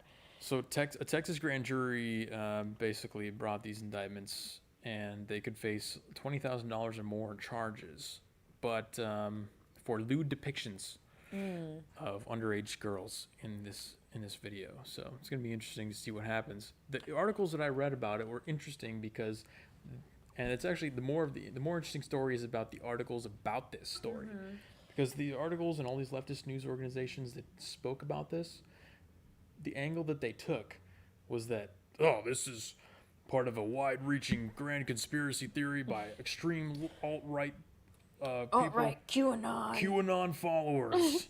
That's exactly what they said. Yep. I read a Rolling Stone article on it, and they were like, this is part of a campaign by QAnon. And I'm like, so they are insinuating that being anti-pedophilia is bad, because that's a lot of what, you know, these people on the right have been talking about is pedophilia, and nobody else is talking about it. Of course not. Nobody else is. I mean, Trump is actually going after these child sex trafficking rings a lot. I know. It doesn't get talked about in the news at all. They don't care. It's probably one of his biggest achievements. Oh, that's why I love him, honestly. The number of kids at the U.S. Marshals are recovering. Oh, I know, thousands. Just the other week, it was like 4 dozen kids. And thousands, hundreds, like it's like any number, honestly. But nobody's talking about it. Because they don't want to praise him at all. They don't want to give him credit or anything that he's done in his administration. Do you think it comes back to an anti-Trump thing, or do you think that there's a bigger I think there's a bigger conspiracy, but I think on the media level, it's just anti-Trump, because the media... That is the first filter. It is. The first question that anybody asks when they're about to present a story on the news is, does this hurt or help Donald Trump? And if it helps, it just gets canned right away. Yeah, or they just they'll try to like pick out like any negative, any kind of thing that they can from it, just so that way they can paint Trump as like the terrible person. But they won't even mention like the 10 other positive things that have come from it. You know? They'll mention his relationships with Jeffrey Epstein. Yeah, well, I mean, who was trafficking kids. They'll mention that, allegedly, but they won't mention the fact that Trump was like one of the first people to like go to the authorities when he kind of like had a little bit of evidence against Epstein. Because if you go to the cops and be like, "Yo, I think that this dude's a freaking weirdo in my business," like the cops aren't gonna take that seriously. But if you go to the cops and say like, "This dude's a freaking weirdo in my business," and I have evidence of it, the cops are going to take you more seriously. So that's why, like, people would, like, slam Trump on being like, why didn't you reveal Epstein sooner? And it's like, but he did what he could. And he was, like, one of the first people to actually speak up against Epstein. And also, too, Not saying like there's no log of him ever going to the island, but from what I found on the internet, there's no log of him going to Epstein Island. There's plenty of logs of other people going to Epstein Island though. We don't want to talk about those. We don't want to talk about those because we might get banned, Yeah. or we might get like a strike against us or whatever. I mean, Noah says QAnon is so vague and difficult to pin down. There's literally enough info on it for me to agree or disagree, be stereotyped with them or not. Exactly, that's how I feel about it, Noah. Like, I'm not like a QAnon like disbeliever, but like some of the stuff they do say can make sense, kind of does make sense. Like when you actually do a little more digging into it, you're just like, oh, okay, they're not wrong on this, but they're kind of not right on this either. So you just, that's what they want. They want you to actually like dig and like question things. That's what I take away from QAnon. It's like question everything, just look into things, because honestly, if you just believe everything that the mainstream media feeds you, it's just, you're just an idiot in my opinion. Because the mainstream media has their own agenda. The mainstream media has their own people that are paying their bills that tell them what to say. And these people are richer than Donald Trump. Those are the people that own the media. They're richer than Donald Trump, but that's what I was saying about a bigger conspiracy. It's a totally bigger conspiracy. But do we have evidence of it? Absolutely not, because they want to keep it hidden. It's about just the whole idea that we talked about the other day, where it's like, how much truth do we actually know? It's the truth that they want us to know, but like, is it actually the truth? That's why you got to question kind of everything. That's why it's keeping us distracted. Keep us distracted, really. That's what it is. And then, according to the Q movement, there's like, they say that like there have been people that have been killed off and like replaced with like body doubles and all kinds of stuff. So I'm like, okay, y'all are getting a little crazy here. What's up, MA? MA says Q got my new age feminist friend to flip for Trump, so I don't have a problem with it. Yeah. From what I can tell, it seems to be astrology for conservatives. It kind of is a little bit, MA. Good way to put it. I mean, it's a good way to introduce people into like why like not conservatives, but it's just like Trump people are the way they are. It's like, yo, we care about life, we care about like human trafficking, all of this stuff. Like what you guys are arguing about is just stupid. Like universal health care, it's not gonna happen. You know, there's some real stuff going on. There's some real stuff that we have so much like power to control right now, but y'all are so worried about like universal health care and free college, but you don't even care that most of the celebrities that you follow and repost, they're like totally like diddling kids on the side and like having like, or like they're at like these big ass fucking orgies, and like you don't care about that. Doing some wild ass stuff while telling you like you need to vote for this way, but you don't want to pay attention to that. That's why I like the Q movement, because it's like waking people up and like getting people to question things and like not necessarily like take everything that like celebrities and like people of influence have to say. I could see value in that. It gets you to question different angles and look at things from different perspectives and kind of expand your brain and think about. I don't take anything that like celebrities, like mega celebrities, have to say on like any kind of social media seriously nowadays, because I have a deep down feeling it's like, of course not. I'm like, they're a kid diddler, so I'm not gonna like take what they have to say when it comes to like vote and like who to vote for seriously, because these are the people that are like abusing children and like trafficking children and like trafficking people in general for their sexual like deviancy. Where it's like, yeah, I'm a sexual deviant myself, but like, whatever. Like, not at that level. Not at that level. That's a good point. MA says if the debate monitors were worth anything, they would have asked about child trafficking. Yeah. Well, instead of the totally irrelevant Roe versus Wade. I mean, Roe versus Wade isn't that irrelevant, but I agree. Child trafficking should be like the number one thing that anybody should ask about, because guess what? America is number one in the consumption of child porn. Well, if you ask them about anything else, I mean, gun control or whatever it is, they'll say. I think it's because child trafficking. What about the children? That's literally their argument for everything else. What about the children? Yeah, child trafficking. When it comes to children getting actually raped and like being trafficked, they don't care. They don't. Well, it's just like, what's the solution to that? Like, don't traffic children. Well, that's not like a easy solution. Like, we have to like convince people to stop doing it. or But like make it harder for people to you do have to it. send the U.S. Marshals out to crack some skulls. I mean, there are so many organizations that are doing that right now. Like they are international, just going out there and rescuing children and women and men as well that are victims of child trafficking. It's slavery. It is slavery. And there's a large group of people who constantly talk about slavery all day long. But there's actually slavery happening in the country right now, and we're the biggest consumers of it, and they're dead silent. And they're dead ass silent about Isn't it. that So weird? what does that say about our mainstream media organizations? Who runs their interests? Who like is telling them what to say? That's why I don't like pay attention to any of them, even Fox. Like Mainstream news organizations not covering it is one thing, but no organic interest in it at all is another thing. they just don't care because they're consumers of it themselves. Unless that proves that your opinions are all only assigned to you from your news organizations that you watch. I mean, Because if nobody's talking about it and nobody cares except for people on the right, none of these leftists care about it. Don't you think if you explain what was going on, do you think they would care? Like if you say, hey, rate on the scale, tell me where you would rate these things. Number one is that black people have a higher chance of getting COVID, and number two is a kid getting raped and basically being a slave and sold to, like, which one of those would rate higher on your scale? So which one should you care about? So which one should you protest about? Which one should you post about on Twitter? I mean, like which would they put more energy into? I feel like it's such an easy conversation for me. I would totally put more energy towards the children. You would think that they would. But they don't. And that's why I know what their hand is. Like, that they don't care because they're the ones that are consuming it as well. Those are the only two options. Either they don't care or they don't know about it because all of their opinions are assigned to them from the media. And the media doesn't talk about it. Yeah, they don't care. I think those are the only two options. I don't know if I'm missing any other possibilities. There might be a third option. If there's a third option, please let us know. If they don't know, or if the media is just not telling them. Or, I mean, maybe the media just doesn't The want third option is they know, but they're choosing not to care about it. They might not care. I mean, most of the time they don't care. But it's like, why do you, if they don't care, why don't they care? Like, if it was you being trafficked or against your will, or you or somebody that, like, you knew, or your niece or nephew, wouldn't you freaking care? Oh, yeah. Like, of course you would care. Or your cousin or whatever. Well, you don't even have to go that far. They claim to care. The standard that they're setting forth, or they're pretending to set forth, is that they care about slavery.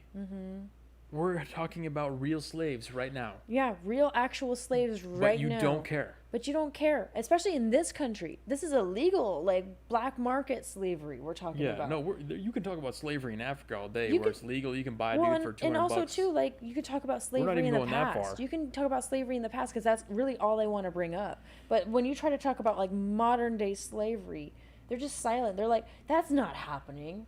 And that's the thing. So it's like, no, it is, though. That's the thing. That is the conclusion you have to come to, is that they don't actually care about slavery. They're just using all this as a political tool to gain power. Because if they did care about slavery, they'd be talking about these child sex slaves. Oh, yeah. Yeah, they would. But I think that's reasonable. I think it's very... Then this is something... So, one of my friends, she brought up... Because it's not that she's like, not politically that, like, active, but she listens to me and what I have to say. And one thing that she said, because I told her about, like, the child slavery and the child sex trafficking that's going on, not just in Hollywood, but just all around the world, and especially in Hollywood. But she told me, she was like, because she's like a model and in the industry, and she's like, if these people, like, in the industry actually gave a crap, they would, if their names were on that list that went to Jeffrey Epstein's island, or their names were, like, involved in any of the stuff that's going on, they should be the first people to stand up and say, like, no, I wasn't involved in that. F that. I'm going to go to the police right now and give my statement. But none of them are doing it. That's a good point. None of them are doing it. None of them have done it, or publicly. None of them have publicly denounced, like, no, I'm, like, even though my name was on Jeffrey Epstein's island flight log list, I didn't diddle your kids, kind of stuff. But, like, again, that's a tough spot, though, it is a tough spot. They're ratting out people in their own industry, and they get blackballed if they do that. But regardless of whether or not maybe they do need to get blackballed to get these fucking people that are blackballing them out of the industry as well. If you came out and did that, you'd basically be sacrificing yourself. Like, you'd be falling on the sword. Yeah, So it is falling on the sword. they don't have the character to be able to do that. I know. That's what's sad. That's why we need to get rid of Hollywood right now. Just revamp it with a bunch of really cool people like me and you that are like dope ass fucking people. Decentralize Hollywood. Decentralize it, really. Decentralize Hollywood. It's going to get decentralized like everything else, like news media. Right now, we're the news media. We have 8 million viewers. 8 million. 8 million The beautiful, millions. Gonna pull a rock out. genius level viewers. $1 million production studio around us. We have hair and makeup on standby for us whenever we need it. We're so decentralized. But I mean, that's really what it boils down to. It's like the media and like the entertainment industry has been so centralized over the last I don't even know, forever. But with movie theaters dying now, like Regal Cinemas just closed down all their theaters. They're gonna lose some of that power. Oh yeah. Unless the model changes, maybe they're gonna go direct to Netflix or direct to YouTube or something like that. But they're still not gonna. But even still, what about like places like CNN and MSNBC and ABC and? Well, they're dying. They're dying as well.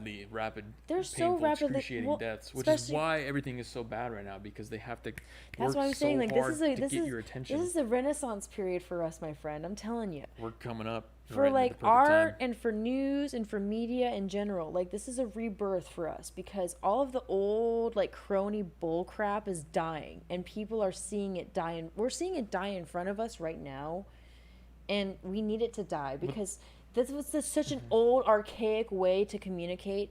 Now it's like we can communicate through Instagram, Twitter, Snapchat, YouTube, Apple Music, whatever it may be. Like, you can just communicate however you want. The problem with that period, that golden period of, the Renaissance, as you called it, is that in their death throes, that's like the most dangerous time for any animal, is when they're backed into a corner and they're dying. They're gonna do whatever they can to try and survive because they're just pumped full of all those chemicals. Well, yeah, and CNN, MSNBC, it's up to us. It's up to people like us to just like smash them and be like, no, this is our time. It's rebirth, because that's what Renaissance means. It means smash, rebirth. and you just have to kind of weather the storm. It's gonna be. I mean, this is a perfect. We're seeing everything perfectly lining up right now for exactly what you're talking about. And media's dying, so they're getting super extreme about the BS they push. Everything from the Russia collusion and on from the last 4 years. Yep. And eventually we're going to make it through it, and these companies are going to die out. These companies will either die out or scale back and just realize that you ain't shit but hoes and tricks. The truth will rise again, says Noah. Yeah, it's true. The truth will rise again. It's just they want to deny it. It's the only option. If it doesn't rise again, then civilization will die out. So, I mean, they really just need to die out. It's also a potential option. I mean, I've been saying this from the beginning about like media and just art in general. It's been too centralized. Like people, like it's even in like the music industry. Like think about it. Like if you want to be a singer, you got to go to like Capitol Records or Def Jam or like all of these big name labels and sing for them. And like if you don't have like the certain look or the certain style or the certain voice that they're looking at, they'll overlook you. You're not marketable. And then our education system teaches kids like, instead of like, oh, if you get denied 20 times, just start your own freaking record label. We're seeing a lot more of that now, which is what I love. Like people are just making their own record labels and recording their own music. Yeah. Oh yeah. And making their own streams. Yep. Like that's what I'm saying. Decentralize it. Like instead of going through these big ass companies that have too much power over us, like make our own fucking companies. That's what we need to do. I've been saying this from the beginning. That's just because I'm like total capitalist. I'm like, make your own fucking company. How far should conservatives take the no more silent majority mentality? I really want to like. The problem with conservatives in this is that they don't work as well in communities. Yeah. They're more individualistic. So they're not, their natural tendency is to be individual and be competitive with other individuals. So I don't know how that's going to work. It's gonna have to. That's why I'm excited for the conservative movement in the future, because we're gonna just bring in a bunch of different people that like have never been introduced to the idea that it's like you can be your own boss and you don't have to like answer to a man. Because that's what people on the left have been ingrained with. It's like you go to college you go to school, you get an education, you get a job and working for the man, and they never like ingrained in the idea in college that like you don't even need to work for the man. You can be your own man, start your own company. The problem is they're in college. Of course, they're not going to teach you that. Well, in yeah, college. exactly, and that's why I'm saying like the ones who skip college know that. Yeah, the ones who skip college understand that and or have like my mindset where it's like I was raised with people who were business owners, so I get that it doesn't even take like a group of people to run a business. Yeah, it's easier to like get started if you have a group of people to get a business started, but you can totally run a business like by yourself or just two people or whatever it may be. However big your company, like however big you want to take your company, whatever it may be. And like they're not raised with that. They're not like raised with the idea that like, oh, I can be my own boss. What would it take though for to answer the question, how far should conservatives take the no more silent majority thing? We just need to all start. What would it take? What kind of event would it need to happen? Honestly, what really needs to happen is like people just need to go out and freaking MAGA hats like everywhere. People who are MAGA, just fucking wear your MAGA hats and just be nice to people. Don't be assholes. Don't start fights. No matter what your MAGA hat looks like. Like if it's like my case, I have a black MAGA hat. Wear your black MAGA hat. Wear your red MAGA hat. Wear your blue, your white. Just wear it out. Be nice to people. Show. It's like not all conservatives are assholes. But if you test us, we're going to be assholes. Because that's what you do when you freaking like yell at me for wearing a freaking hat. Yeah, the problem with that is that Trump supporters can be retards a lot of times. Well, yeah, of course they can. So they do, like the guy that punched the guy just last week. Did you see that? He was playing, somebody was protesting Trump and they were playing the F Trump song. Oh, F Donald Trump by YG. Some retard came up and was like, "You better stop playing that song," and then he punched him, and it was. Well, of course, there's always retards like that, and I love calling those guys retards because I hate they white are trash. retards. I hate white trash. Total RTs. I know you told me. That ruins it for everybody else because that guy's picture is going to be thrown up on the news and be like, "Look at these violent Trump supporters! Oh my God, they're everywhere." But it's really just like 1 out of 1,000. But the problem is that it's 1 out of 1,000. And because it's that 1 out of 1,000, and we're not freaking perfect. That's what the left uses against us. And that's what baffles me. It's like we have so much footage and so much like counter shit for the left that it's like how are we being demonized when they have like so much crap against them as well? Basically, the gist of what you're kind of saying with that wearing the hats and stuff is that we need to stop being defensive and kind of go on the offensive. Yeah, go on the offensive and just be out there and be like, yeah, I'm MAGA. Or just like, even if you don't want to wear a MAGA hat, just like wear freaking red, white, and blue apparel. Because I don't see people wearing like pro-America stuff anymore. Not so much. Not so much. Even if it's not MAGA, we're pro-America. If you're pro-America but you're not pro-Trump, wear your pro-America stuff. Like, and just like have conversations with people and be like, hey, I get that, like, you think America is terrible, but can I tell you why I don't think America is terrible? Because I actually had to deal with this the other night with a girl I'm talking to. Because she's just like, I just don't think this place is as good as, like, it's made out to be. I'm just over here just like, I don't think conversation is the right way to go. I think conversation is a great way to go, but you know what? Maybe I'm just stupid. I don't think most people can do it right, and I think it's better just to set an example for them to view. So they see you wearing a MAGA hat and then you're pulling up in a Mercedes-Benz to the parking lot of the business that you own, stuff like that, just setting the example, and then eventually they'll figure it out. But when people like the conversation thing, we've tried that. To have a conversation, the other side has to be actually open to actually having a conversation. That's true. Yeah. It's not current. There's no current state. It's true. I will say I did censor myself hanging out with a bunch of girls. Any conversation is basically going to turn into, unless you know what you're doing and how to actually persuade that person, which 99% of people don't know how to do. Yeah. You're just going to make it worse. And you might end up making yourself look stupid too. So, I think I think the conversation thing is a little rough, but I mean, it can be rough if you don't understand the concept of conversation, like bouncing ideas off of each other. Then of course it's a terrible idea because some people, like you said, they're total artards and just cannot like clearly communicate like what their idea is. I think we need to actually start amplifying the stratification of society. Yeah. So there is a stratification happening between these mutants, right? The leftists. The mutants. The mutant uprising. the Trump people need to separate themselves from them. And when I say separate themselves, I'm not saying they need to. I'm saying this is a potential strategy. If they just went along and basically ignored those leftists at all costs, ignored everything they said, didn't get like ruffled, but when someone sees them with a Trump hat on in the store and they say, "Hey, you're a racist." Okay. You just God bless. Nope, don't even say that. You just look at them, don't even say anything at all, and just continue smile on. And wave. Like it's a breeze passing in the wind. Like you have to really show that their opinion and the level of communication that they're at, which is basically like third grader or like 5-year-old. I'm pretty sure my 6-year-old nephew could communicate better than that. It's not acceptable, and that you will not engage with that at all. And you're going to do so in a respectable way by just straight up ignoring them. I mean, that's usually what I do. That will amplify the stratification between the mutants and the normal people. I agree. And then you're onto something there, Jeremy. And they will eventually, they're going to be like, "Hey, why doesn't anybody want to talk to me?" When they can't get jobs, when they can't get any, It's like even when I yell at somebody for wearing a hat, they don't even want to talk to me. So, some people might say, "Well, are you trying to say that Antifa are subhuman?" No, I'm saying this is a peaceful way of using society's mechanics, built-in mechanics of shame, shaming, which has been gone forever. This is basically a soft form of shame that is used to correct behavior slowly over time.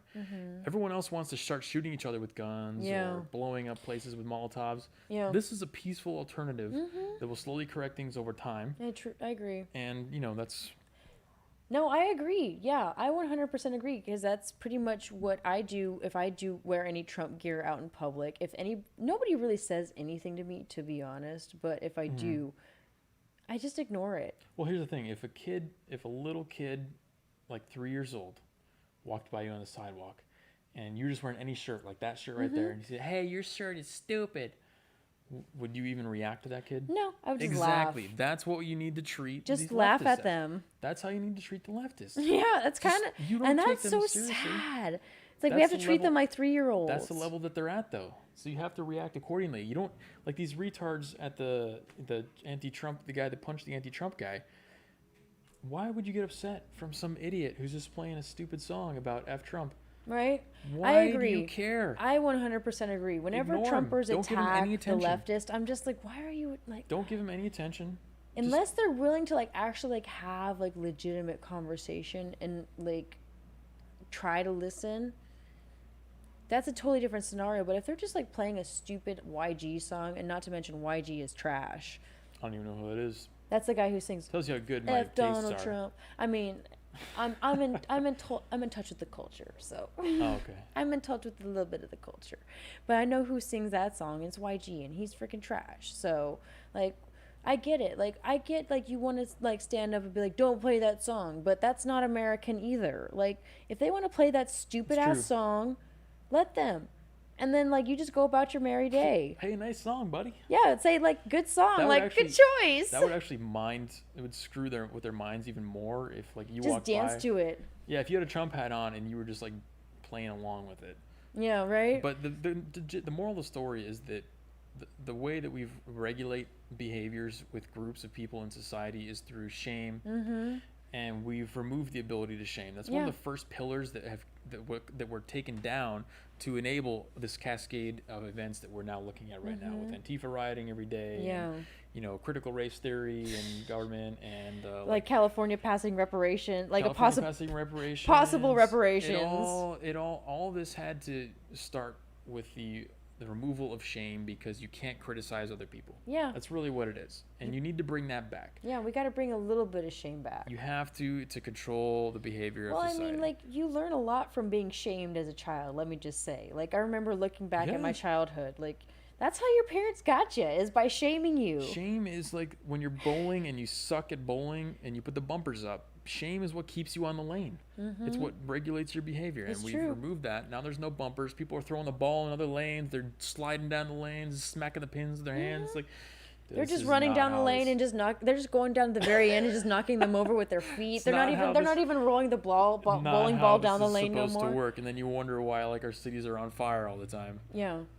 Yeah, I agree with Jeremy too. Don't engage with the zombies, because that's what they are. They're total freaking You have to look down on them zombies. like they're zombies. Yeah, they are zombies. And I say The look more down. and Look down does sound the more I bad. hang out with you, the more I see them as zombies. Not gonna lie. I've already I've called them zombies online, but they definitely are zombies. Like, just like, oh my god, just looking out this window, like you just see them. Like, it's kind of sad, but Yeah. at the same time, it's like they are total zombies. And Well, like, that's what I feel like when I go to these protests. I'm in like a sea of people, and I know that, unless you like do something, they're not gonna start eating your brains. But they're pretty much all, exactly what they're gonna say. they're all there for the same reason. They're all carbon copies of each other. Mm-hmm. They all have they're the not capable, same they're like not thought capable process. of individual thought. They're all at like a third grade, fourth grade level. Mm-hmm. And to react to that is to say that affects me. Yeah. I can't react to that. It's just not in my You're framework. too alpha to let it affect you. Oh, I don't know if it's an alpha thing, but it might be. I just cannot let them. You're a real journalist. That's what it is. It's not that I can't let them. It's literally that they can't say anything that's even impactful enough to get a reaction. And that's how we need to treat it. That's the safe way of turning the tide slowly over time. Conservative preppers are getting their dream come true of a zombie apocalypse. I agree. Like, The Walking Dead and all those TV shows, all the like zombie apocalypse movies and all that stuff. I'm like, I don't necessarily believe that's going to happen, but I kind of am like not hoping for it, but it's definitely a possibility. Well, if you think about this pandemic stuff, if it was just a slightly worse virus, we could have literally been in a Mad Max situation. Like, it's almost like this was a test run. Mm-hmm. You know what I mean? Like, what if this was like Ebola, but it had the spreadability of COVID? Yeah. People were just melting in the streets. Yeah. Then you would have. And now they've added like total politics into it with like, wearing mask or no mask. Well, Do you care about people or no? The only reason they were able to politicize it is because it wasn't as urgent. If people were actually dying from COVID, and it was like dead serious emergency level stuff, and we're not like gonna half shut down and like you can go outside with a mask, but you can go to a restaurant as long as it has like outside seating, but yeah. Can you imagine? But you have to wear a mask inside the building, but as soon as you leave the building you can take your mask off. Can you imagine those rules in like so an actual stupid. pandemic with like Ebola or something like that? Like, oh, I can sit outside and have my pancakes with this guy right here. He's bleeding out of his eyes right there, 3 feet away from me. No, I haven't seen that once in COVID. And may I agree, I like that. She said, good points, you two. The right has snowflakes too. No, definitely the right has snowflakes as well. That's why, like, I'm not like too far right, too far left. Like, I center right. That's where I like to place myself. Like, definitely more right leaning, but there's like a few things that me and the right disagree on. So I'm like, just like a few different things, not even like anything major or drastic. Everything that I said about reacting to people and letting 3-year-olds dictate how you emotionally are, it's the same thing with the right people too. That's my prescription to the people on the right, because I cannot stand a lot of them for that very reason. And they need to start. They need a backbone. We need to begin the stratification. We need it to be very apparent that this is two different classes of people. One is a child and one is an adult. It's like, let's be the adults, since that's what we subscribed ourselves to. You're not going to get there by punching the guy who's playing the anti-Trump song. Yeah, let him play the anti-Trump song. Dance to it.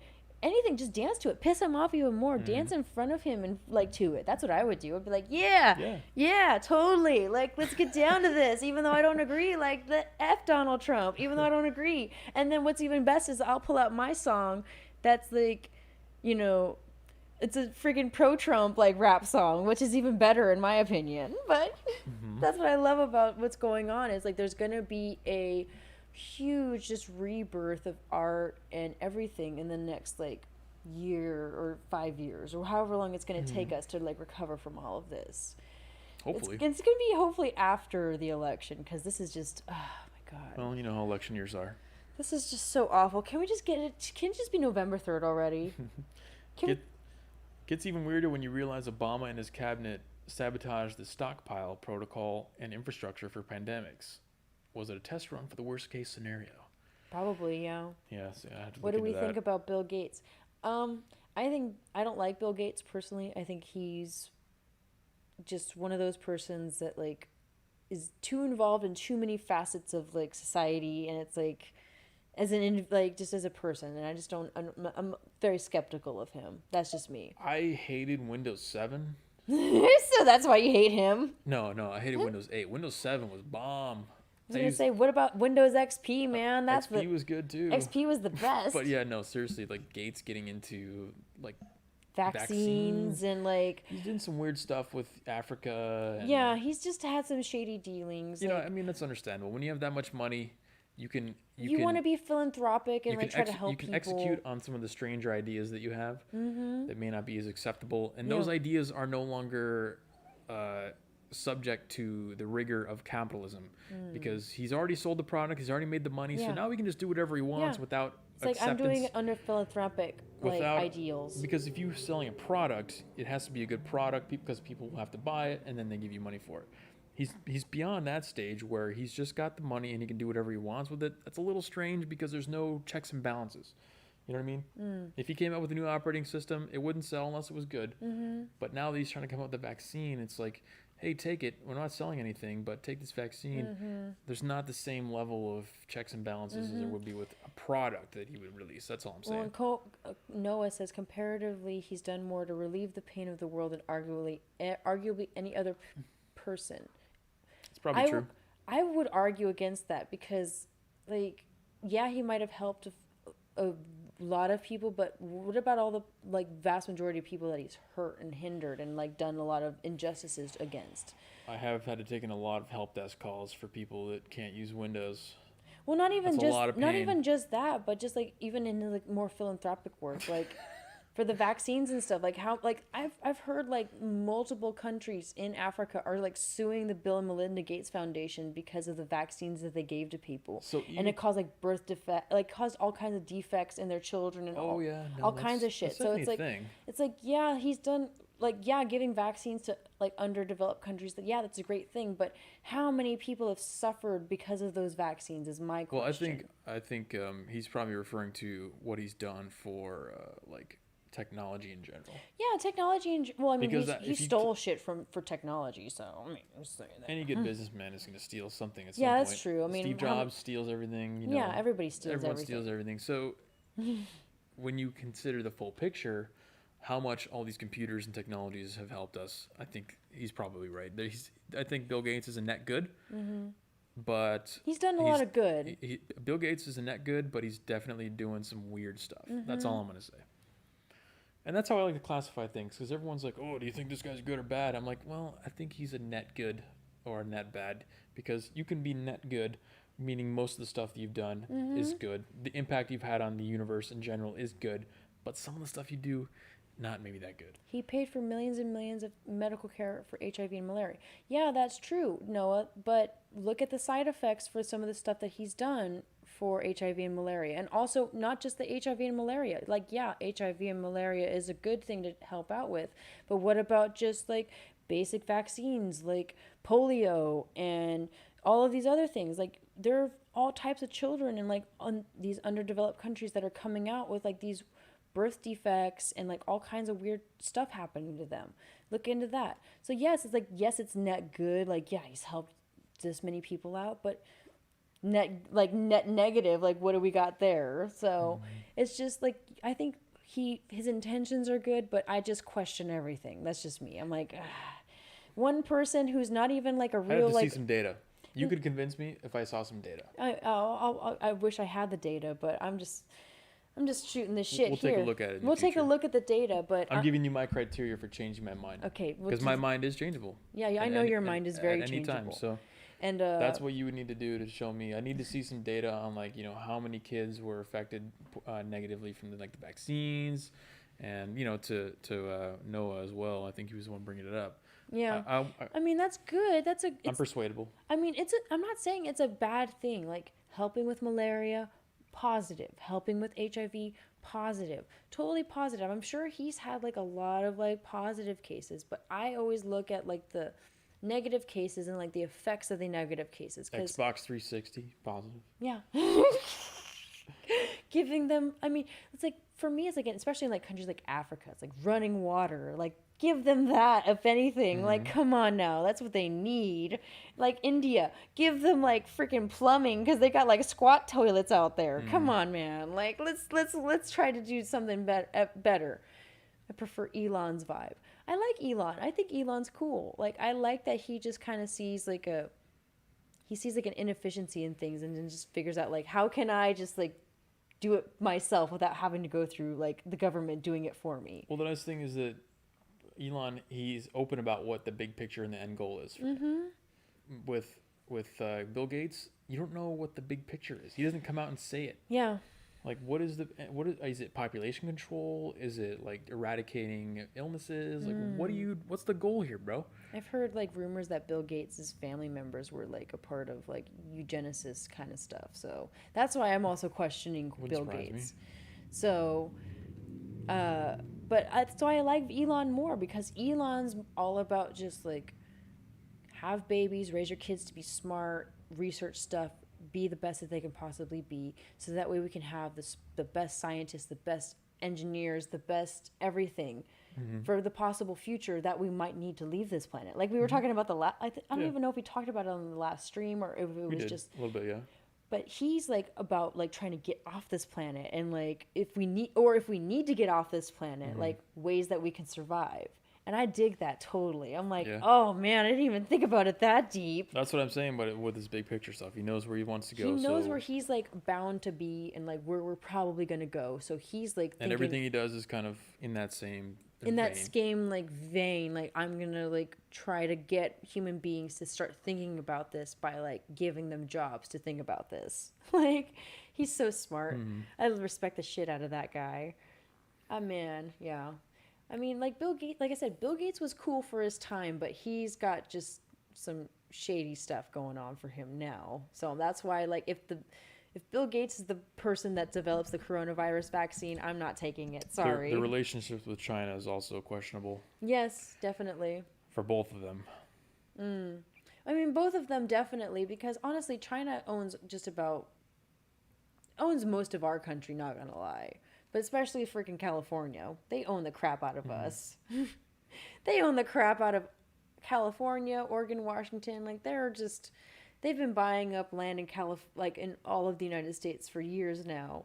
And now that they're maybe possibly seeing that Joe Biden might not be the next president, they're just like, oh, fuck. Now we gotta really flex this like Joe Biden thing. Otherwise, if Trump is in for another 4 more years, he's going to slap all kinds of different sanctions and treaties and all kinds of crap on us. He's going hard on the decoupling thing now. So he is. He wants to get away from China. That's actually, when you look behind the scenes of what they're really worried about happening with the result of the election, I mean, when I say they, I mean, like, the powers that be. It's probably the relationship with China that they're really looking at. So. Well, and if they're not looking at it, then they're just stupid, in my opinion. That's just me, because I've known ever since I was a kid that we've had like a huge trade kind of relationship with China for decades, if not centuries. Really, think about it. Like we've been trading people with them when they built our railroads. We've been trading, just all kinds of stuff with them. So it's a really deep relationship that we have with China. And here Trump comes in and he's like, we're going to try to limit that or try to like get a fair share with them because they've been taking advantages for I mean at one point it was a healthy relationship, but when you destroy all the manufacturing here and then ship everything over there and then they get all the money and then we get gypped. That's not I mean that was a perfect example was the COVID stuff. We couldn't even manufacture enough PPE here in our own country. We had to wait for China, the people who gave us the virus, which kind of sounds like a pyramid scheme now in retrospect, give us a virus and then they manufacture all the PPE for us. Doesn't that seem kind of a little strange? We need to be able to at least be self-sufficient in the bare necessities. We were at one point. And if we get back to that, trade with China is fine, but not to an overbearing degree. Yeah, let's not like totally depend on them for every single little thing in our lives. And May, I love it. She says, my gut reaction is Bill Gates sucks, but Jeremy makes a convincing argument. Yes. And then Noah says, if we explore conspiratorial waters, I take the position of net bad and guilt in Bill Gates' case. I just enjoy being the devil's advocate. Of course, Noah, that's awesome that you take that position. I love that because it sparks conversation. You have to take like the opposing point of view sometimes. Well, the nice thing about our stream versus like if you went to any of the quintessential leftist streams is that they would have their opinion, and that anything that deviates from that instantly, I probably would have banned you for even suggesting that. Like if I was, oh, Bill Gates is the best ever, and then you came in here and like, I think Bill Gates is evil. He's doing this and that bad. I'm like, he's net bad. Banned immediately. Yeah, banned. No, we're here to enjoy. Open. I can be persuaded. Yeah, we can both be I'm open to persuasion as well, but I side on the net bad. But that's just because, like I said, I have my own, like, shady. You sound like you've looked into a lot more than me. We'll have to talk about it. Maybe. I mean, it's just like I am on the more like QAnon / like right winger side of things. So these are things that like the left probably doesn't even bring up. They probably think Bill Gates is like Jesus to them. But they don't even realize that like his family has like ties to like eugenicists and like all that stuff. You are getting super Q on me. I am. I know. I know. I think we should wrap it up there. Really? Yeah, I think that was pretty good. That's 2 hours. Okay, 2 hours. I mean, yeah, we've been doing this for a while. So. M.A., Noah, love you guys' participation. Thanks for dropping by the stream again. Awesome. Thank you for everybody that's dropped by. Everyone else, Doug, everybody else that was, hopefully Brian gets in touch with me because we got a video to shoot for you guys on Saturday coming up. We're going to the Women's March. Mm-hmm. It's going to be a good one. Yep. We're gonna get back out on the street for you guys. Do some man on the street. Hopefully get some good stuff out there for you guys. And maybe take turns doing interviews so that way y'all can get like a see what you can do, see what I can do, put you on like the mic. Test my skills as like an interviewer, like somebody that's like asking questions. You pretty much have to have a woman to get the full experience. Maybe, anyway, so. Yeah. I'm just excited because it'll be my first women's march. I've never been to one because I've never What's up, Dave? had a desire. Like, yeah. But now that I have this strapping young lad with me, I want to go. And we got Brian. Hopefully he's coming too. Hopefully Brian comes. Like, I would love to meet you, Brian. It'll be such a joy. You'll get to see me and like experience me in the real life. That's right. All right, guys. Delaney's Instagram is in the description if you want to go visit her and follow her. Check me out. I'll post something. I'll probably post some content I'll soon. pump out some content probably this weekend because I'll have time. This week has been kind of crazy for me that I'm like I haven't posted anything on there. And we will probably stream again like Monday or Tuesday. Yeah, Monday, Tuesday. Like I think probably Tuesday would work better for both of us. I don't know. Something like that, yeah. We'll text each other and figure it out. You guys will be back. You'll get the notifications if you hit the subscribe and the bell. Subscribe, like us, share us. Like we love you. You know, all that good stuff. We appreciate all of you people that showed up tonight. That's right. You folk. Have a great weekend, guys. Thanks for joining us on the Weekly Narrative again. We'll see you next time.